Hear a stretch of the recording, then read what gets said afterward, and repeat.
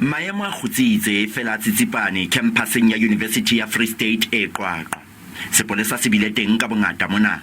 Meaho e mmedi, kliniki le laboratori ya dikhomputara e tjhele.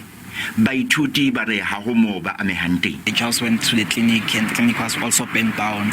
So one boy was captured. So right now the matter is with SABC to identify as to that person is the student here or what. So I think we'll have more information after the reports of SABC to say who is this person and where is he from.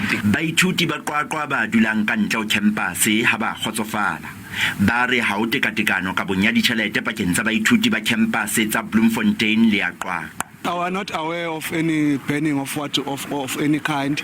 We wanted them to come and address us. We came to Mr. Duma, head of security, because we saw viral videos. But we must now ask that what is going on. But I'm not sure if it is going to affect us. I don't know about the fire because as off-campus student, we were not here. So, and as now, we have not been addressed about the matter in school. Sepolesa sa province se netefaditse hore motho a le mong o qhauditswe ho ya hlongwa dipotso. Konelo le Kgafola, Ditaba tsa SABC, Qwaqwa.